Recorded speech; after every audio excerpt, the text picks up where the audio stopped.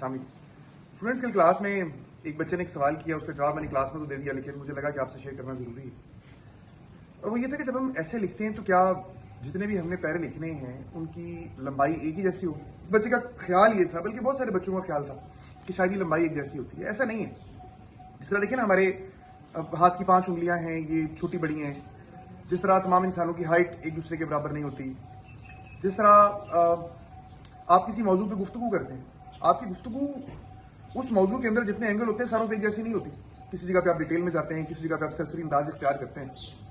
यही तरीकेकार हमारा ऐसे के बीच में भी होता है। ऐसे की कुछ जगह ऐसी हैं जिनमें आप ज्यादा गहराई में जाते हैं, जा सकते हैं, कुछ जगह जा नहीं जाते।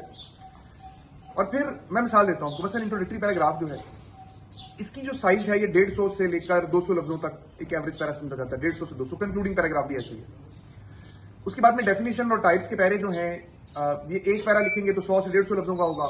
2 पैरे लिखेंगे तो वो ये भी हो सकता है कि एक डेफिनेशन वाला पैरा 150 लफ्ज का हो जाए, टाइप वाला पैरा 100 लफ्ज का हो जाए। बराबर करना जरूरी नहीं है।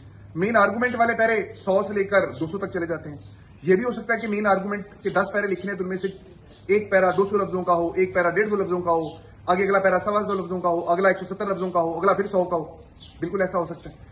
कॉज रिकमेंडेशन पैरे नॉर्मली छोटे होते हैं, 60-70 लफ्जों के छोटे छोटे पैरे होते हैं।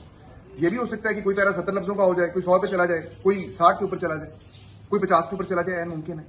तो कहने का मतलब ये है कि पैराग्राफ की लंबाई सारों की एक तो आपस में कभी टेक्निकली बराबर नहीं है।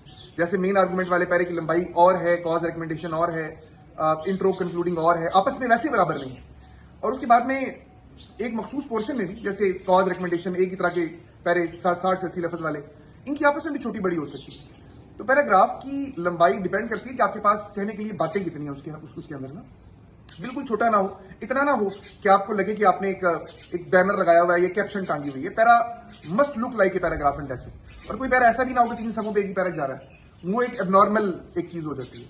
बाकी छोटे होंगे, बड़े होंगे, पैरे ऐसे ही होंगे, ऐसे ही होता है हर जगह पे। Wish you best of luck.